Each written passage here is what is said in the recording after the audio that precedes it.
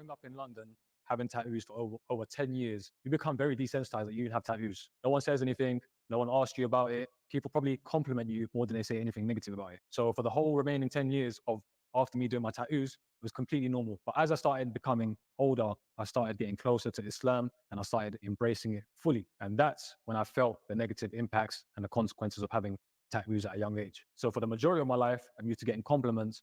I've made the transition into Islam and I've wholeheartedly embraced it. And when I've done that, everything has gone from normal to now all the attention and all the conversations sway in the direction of my tattoos. Now, I am not one to be impacted by what people say, opinions, negative, positive, don't faze me. But let me tell you about a story that happened last year. So I'm just gonna just jump in here very briefly. We're gonna split this video into three parts. The first part is just that he said, "Oh, I'm not one to." And look, before I start this video, I'm not intending to lay into this brother. He seems like a perfectly good brother. This is just sincere advice. We'll try our best not to go overboard in giving sincere advice. We'll try our best to maintain within the limits of etiquette when giving advice to our brother. Um, so I'm going to deal with the first point here. The first point is I understand a lot of people say this kind of comment, which is that I don't really care about what other people think. I'm not phased by other people's comments. Many people say this now, including some religious preachers, right? I don't care about disagreeing with others. I revel in disagreement and so on. This is not what he said. This is what other people have said. But he said something along similar lines. I don't like this statement because, you know, I think Mohammed Hijab actually mentioned this in another video, which is everyone cares about what other people think. If you don't care about what other people think, then by definition you are psychotic, right? So I don't get this disclaimer, and you'll see actually in this video, the brother says that I'm not phased by what other people think, and then he proceeds to go on and essentially explain how he's phased by what other people think. So I don't really get the point of this disclaimer. I think people give this disclaimer because they want to give the impression that they're not obsessing about other people's opinions. And I agree, you shouldn't obsess over other people's opinions. But at the same time, that's I think that's one extreme, and the other extreme is kind of pretending as if you don't need to factor in other people's opinions whatsoever. Neither extreme is really found in the Sunnah of the Rasul Sallam, right? The Rasul Sallam used to factor in other people's opinions where it was appropriate, right? He did care about what other people think. Um, so this disclaimer is really redundant, and to be honest, it's self-contradictory, right? And my concern is when people say these kind of words, it breeds a certain level of arrogance that, well, I don't need to care about what other people think. And when in reality everyone cares, it's the fitrah to care. And do you have anything to add here, or do you want me to carry on playing? No, no, I think just continue. Yeah, yeah. We can.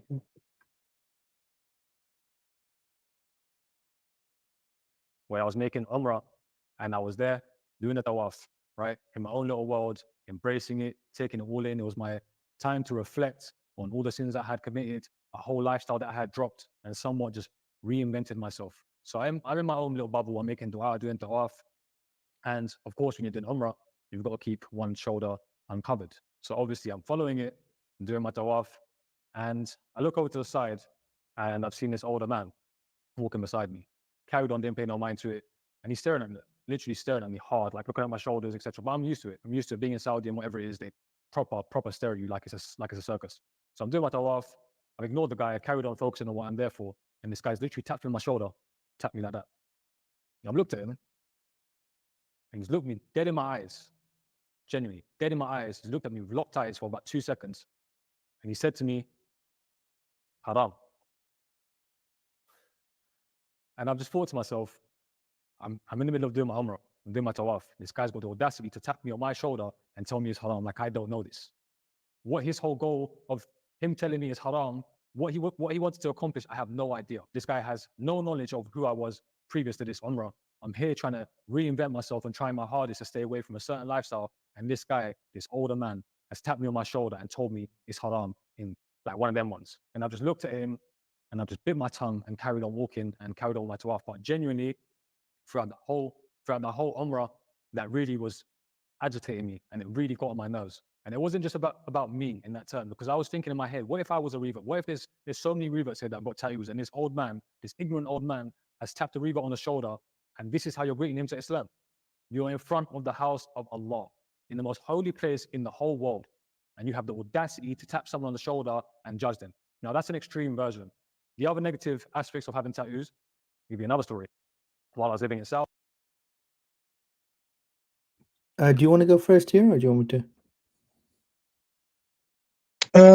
No, you can go first, and then I'll jump I think in. that I have a lot of experience of being in the Middle East. I grew up there. I think you too, you do as well. So we know firsthand that people can be a bit rough around the edges. They can be a bit judgmental, and yeah, we're not condoning any kind of um, unnecessarily confrontational behavior, or any behavior which is not in line with etiquette.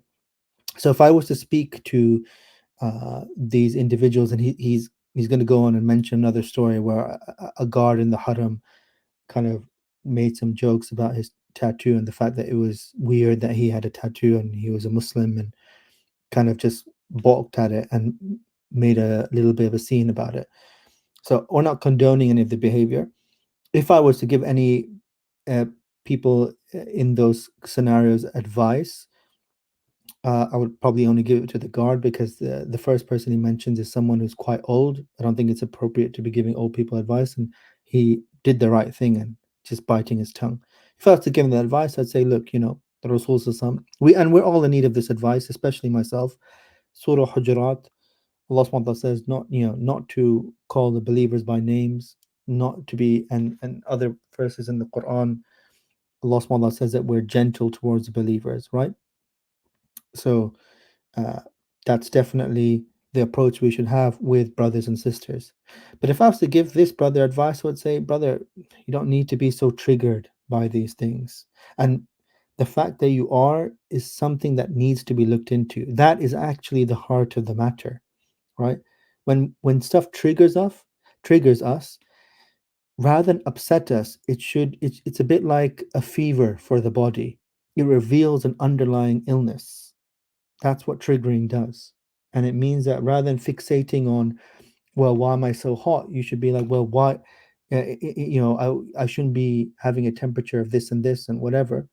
You should be focusing on, oh, do I have the flu? Do I have an illness? What is triggering this, right?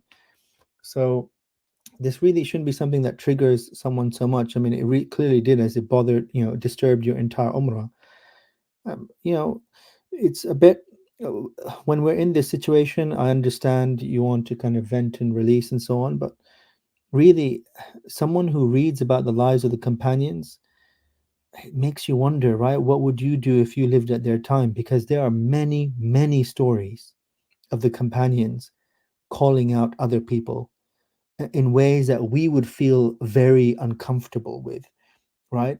They didn't give a whole speech beforehand. They didn't sit there and, like a psychiatrist, and try to understand their entire life story. They just said, this is wrong, right? And Umar radiallahu anhu is one of the prime examples of that. Are you going to turn around and say suddenly that you are, um, eh, what are you going to tell him? I have to be honest. Someone came to Umar radiallahu anhu and said, fear Allah subhanahu wa ta'ala. And that person told Umar radiallahu anhu this, right? The second caliph, the second most closest person to the Rasul sallallahu. And the response of Umar radiallahu anhu was not like, well, how dare you judge me? And do you not know my life story? Do you not know how difficult my upbringing was? My father used to beat me, this, that, and the other. Umar radiallahu anhu just said, he said, yeah, may Allah subhanahu wa ta'ala instill taqwa in my heart, right? May He instill the fear of Him in my heart. He made dua for it. And may Allah subhanahu wa ta'ala give me taqwa. May He make him, may He make me fear Him. So you can see the response of the companions was never to start on the defensive, which is a very common trait, unfortunately, amongst Western Muslims. They're always defensive against every attack, right? And they feel like everyone is trying to dismantle them or destroy them, when in reality they're just rough around the edges. They're just pointing out a flaw. You know that you've made tawbah for it. Okay, no problem, just accept it. I've had this many instances. Someone points out something, I smile and say, okay, yeah, I agree with you, I should actually do this better. You move on, right? Rather than yeah, doing what a lot of Western Muslims do, which is they basically have a temper tantrum because how dare someone even point out anything about me? I mean, we know the first person to do that doesn't have a very good ending. And I don't need to go into a lot of detail here because that may in itself trigger people. But the first person to say, how dare you criticize me, right, doesn't have a very good ending in our religion and is our enemy in our religion. Should we really be following in that person's footsteps? Do you have anything to add? No, no, not really. But just yeah, I mean, there's just two main things. One thing is that I think the reason some of the Western Muslims are probably triggered is because they're coming from an environment where, uh, as we all know, right, in this type of environment, everyone is always trying to defend every wrong they do. Because I mean, in the end of the day, the non-believers are in the wrong, right? From a major point, from a major angle. So I think sometimes we tend to pick up their habits where they're very because what does the atheist do, right? He defends. There's no objective morality, so every wrong thing he has some way of trying to defend it. That somehow I'm doing some good in society when there is no basis for most of the things they're doing, if not all. And as you said, the people, because I've also lived in the Middle East a long time, people are just a bit rough around the edges. And yes, while we're not advocating that someone goes and pulls up someone like that, but it's important to understand that in the Sirah, there are Sahabas who've done that. I mean, and it's quite common amongst Arabs actually to do that. I think this brother may not be used to it, which is why he's so triggered. I mean, I don't know whether you, but recently I've been in an Arab mosque and someone just called me out after prayer, saying that I wasn't positioning my feet correctly when I was doing the tashahhud. And as Yeah. you said, like, it's only because I'm used to it where I'm like, Tika, I understand and I'll probably fix that later on. Or, but I'm sure, again, just by this incident's only come to my head after watching this video. I'm sure a lot of people would get triggered by something like this. When there's no need to get so triggered by it. I mean, I remember my dad, I once went to the mosque after, I once went to Jummah. This is a long time ago. I went with some of my friends. We had our school bags with us. We brought our school bags in the corner. We prayed Jummah. After Jummah, I picked up my bag. I picked up what I thought was one of my friend's bag, and I started making a move. And literally, the entire congregation turned around and just said, "Thief!" Like he's stealing that guy's bag. And I was like really taken aback. I was like, "Mate, I don't need to steal anyone's bag, right? Like this is my friend's bag." It turned out that it wasn't my friend's bag; it was someone else's bag. I just like literally, it was a mistake. Yeah. And I went home and told my dad. My dad said, like, I went home telling my dad, like, look at the mosque, immediately just accusing me of being a thief, and what kind of behavior is this, right? I kind of told that story to my dad in that kind of fashion. And my dad just turned around and said, yeah, it's a good thing the mosque did that. It means that they're looking out for the security of the people there. Yeah, And exactly. That's a very good point. Yeah. just by him saying that, it completely changed the way I now observe and kind of incidents that take place in my life when it comes to the believers, right? So when that old man or that guard, they're reinforcing a stigma that should exist with tattoos, with any behavior that falls out of Islam. Now, we're not saying to go overboard on this, but there may be brothers and sisters who genuinely don't know that tattoos aren't allowed in the religion, right? How does that old person know? So the fact is, the fact that they're doing that, I mean, it's so ironic that people are saying this kind of stuff because there are famous people who have converted to Islam for the very reason that the Muslims enforce their rules. Is that not true? Do you want Yeah. us to like, Yeah, I mean, we've got a recent example. I mean, I think people will know who we're talking about. But yeah, yeah, yeah, no, exactly. And I think if there's one thing the younger generation, especially the Western, I think this is something where we all need to fix a bit, is that getting so triggered by an elderly person or someone from back home telling us that this is wrong. I think it just doesn't sit with us well. I feel like it's just a bad habit we've picked up from the West. I mean, okay, this is a tattoo, and one may argue, fine, this is not a huge deal but I'm pretty sure that if someone uh, pointed out something uh, that was even a bigger sin, people will be triggered because, oh, that wasn't the right way for him to do that. I think this is just a fault in us that we've picked up from here, because people are just not even used to that someone calls them out and says, oh, this is wrong. I mean, this is a tattoo, but tomorrow if someone is got a girlfriend or someone drink alcohol, and you are in a Muslim country and someone said haram, I think they'll still get triggered. Oh, but this was you embarrassed me in the public, or you did this or you did that, you could have yeah. took me to the corner. And if you enforce the small rules, the bigger rules are less likely to be broken. So what exactly is the big deal in someone reminding you? At the end of the day, they're reminding you, like the Rasul said that the believer is a mirror to another believer. All they're showing you is what you already have. So you may feel like, they're being particularly aggressive, and if they are, that's not right. But you have to also bear in mind that Shaitan can play tricks with us, right? Someone may say something in a very matter-of-fact way, and we'll interpret it in the most aggressive way because we're used to being in an environment where we never receive feedback on the stuff that matters. And if you don't receive continuous feedback on stuff, how are you meant to improve, right?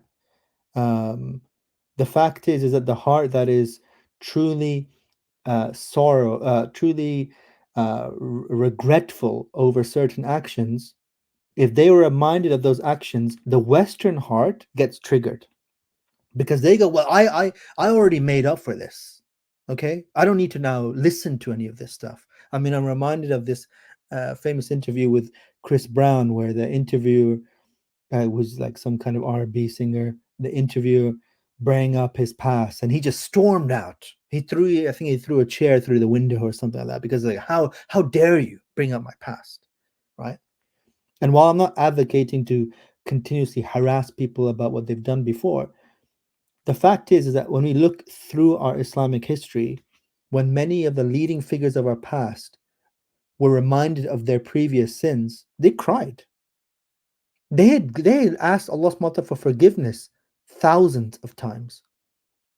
And yet, many of them said that towards the end of their life, that I still don't know whether Allah subhanahu wa ta'ala has truly forgiven me or not, forgiven me for this sin. Do you reckon that person, when reminded of their sin, will turn around and be like, well, how dare you talk to me like this? Or will they turn around and say, you know what? It is a mistake and I will try my best to rectify it. Thank you very much, brother, for reminding me. Yeah, I mean, this raises a really good point. I think you would be able to tell me, because I don't remember but the exact narration, but I think I've heard this from Mufti Saab, is Abu Sufyan and them, they said that to make up for, because obviously we know in the beginning Abu Sufyan was very against Islam, but he made up the rest of his time in you know uh, Striving in the path of Allah subhanahu wa ta'ala. I mean, yeah, exactly. he lost Yeah, his life, right? exactly.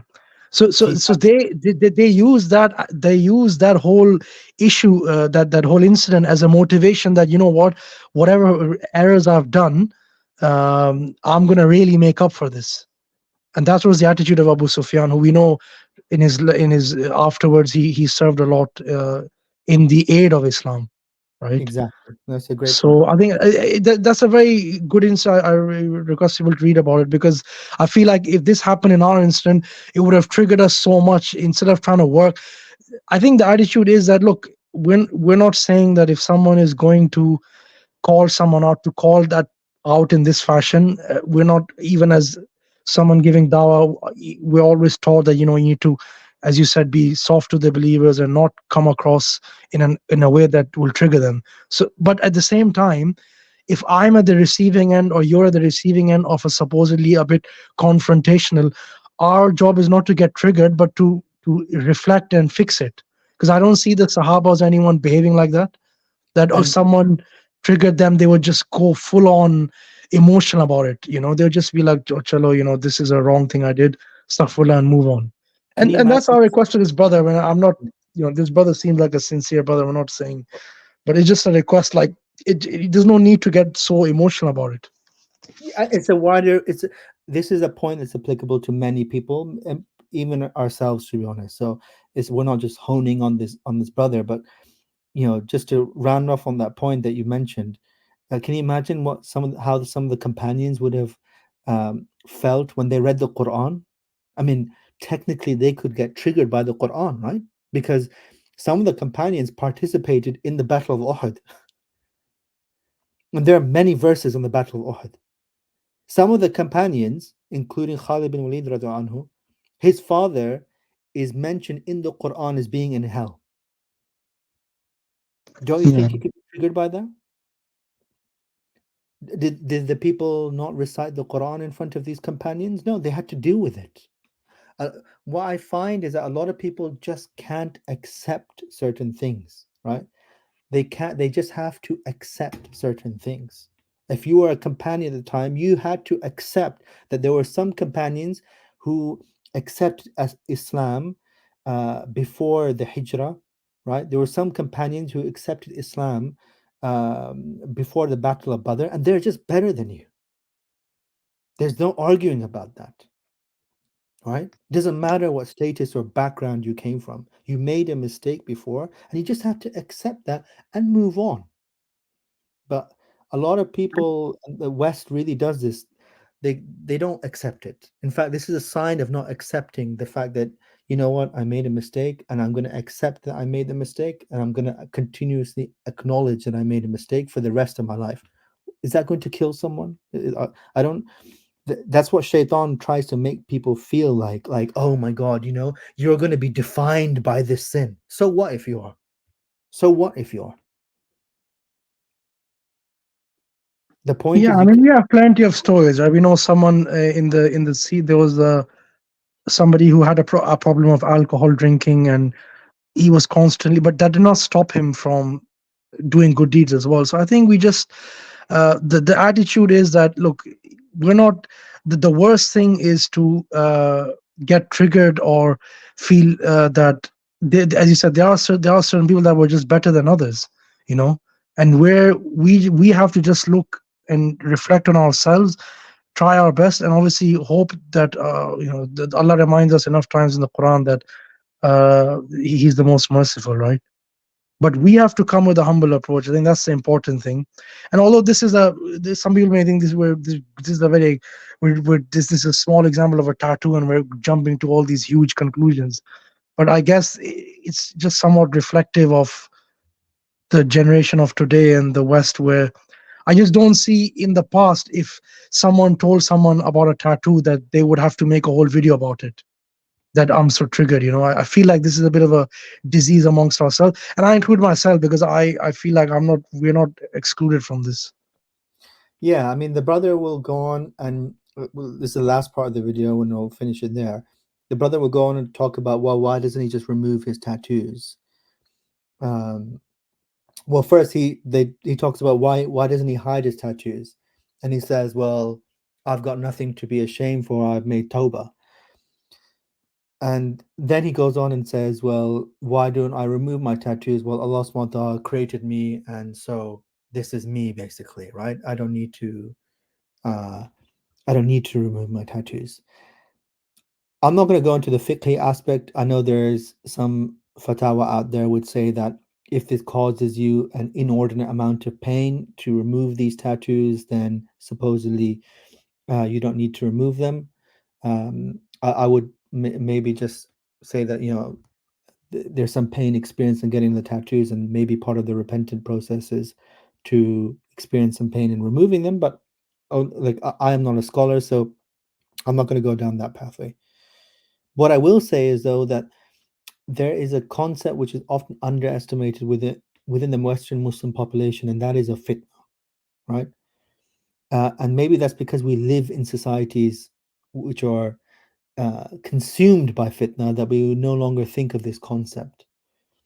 If your tattoos are causing a fitna for other believers, if it is making the idea of getting a tattoo easier for them because they see you wearing a tattoo and you're doing umrah and you're doing videos, and there seems to be no problem, there seems to be no blowback, there seems to be no stigma, that's a fitna, right? So personally, for me, I would do whatever I can to minimize that fitna. I think that is a sign that I'm sincere in my repentance. I'm not questioning this brother's sincerity whatsoever, right? But for me, if I was in that situation, that would be a sign that I'm trying to minimize any further damage that can occur from something which is quite visible. Let's be honest here, right? So yeah, I don't think Western Muslims really appreciate this fitna concept, because again, and this ties back to the first point, right? I understand some people obsess over other people's opinions, but we have just swung to the other side of the spectrum, and we're like, I don't care about what other people think whatsoever. And in that process, guess what gets thrown out? Fitna, that concept, right? Umar radiallahu anhu, there was once someone who was extremely handsome and living in Medina at the time of Umar radiallahu anhu, and he was so handsome that apparently he was creating fitna for the women of Medina. Umar radiallahu anhu exiled him from Medina, even though that guy did not do anything. He himself did not commit any sin. But Umar radiallahu anhu said, no, your face is causing a fitna for the people here. You need to go somewhere else. Now, as a Western Muslim, I would balk at that and say, well, you know, what, he didn't do anything wrong, and this is unfair, and who cares about what other people think? But that kind of irreverent attitude doesn't belong to a religion. Our religion factors in what other people think. And if we are creating problems for them and their religion, if we are weakening certain barriers, if we are destigmatizing things which should be stigmatized, and to be honest, the vast majority of brothers and sisters who don't have tattoos, let's be honest here, it's because of a stigma with them, right? Do you agree with me? I think it's because of a stigma with them, that no, this is not really what a Muslim does.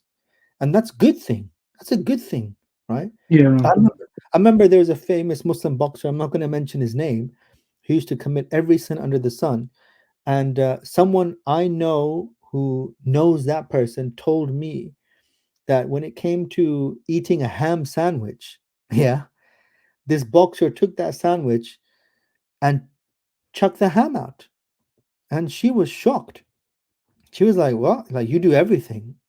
You're not going to eat ham? He's like, no, Muslims don't eat ham. Muslims don't eat pork. So there is some stigma there, right? So, yeah, I mean, I, you can consult. I would advise consulting a scholar in this situation. That's another learning point, rather than giving your kind of opinion on the matter. This is a scholarly question, right? You could just leave it at a scholarly answer. But because you've opened this box now of your thoughts and feelings on a matter which, to be honest, is a fiqhi position, I will just mention that this aspect of stigma and fitna. Yeah, I mean, I think you probably don't need to play the last bit because you kind of described what he says in the video. But you're right, actually. The final point I would say is, you said, is that the problem is, at the end, he opened this box about removing the tattoos and why he's not going to remove them. And I feel like, yeah, that thing is, to be very honest, I would advise a brother, if he's already got a scholarly opinion about this, that's fine. But then he should have said that in the video. If he hasn't got one and he's just saying, I'm not going to remove my tattoos because XYZ reason, which he says in the video, then I would recommend the brother to get a scholarly opinion about this. because otherwise then it just opens the door for even more fitna to a certain extent. That, you know, if you're supposed to remove the tattoos according to a scholar, then you should remove them, right? If there is some issue about not removing them, then please mention that. Otherwise, people are going to watch this video and think, well, there's so many people who've got tattoos, and they'll just be like, well, yeah, I mean, these tattoos, I repented and I don't need to, because there's a whole process with repentance, right? What the scholars say is, it's one thing is to do astaghfar and repent. Another thing is also try and remove that sin from yourself, whether it be a tattoo or a girlfriend or whatever, right? So it's not just the point of I did tawbah, but then that sin is still on me. Again, as I said, I don't know what is the scholarly opinion because I generally do not know. But it's better if he either consults them, or if he has, then he should clarify that in the video. I think that is what I would end with.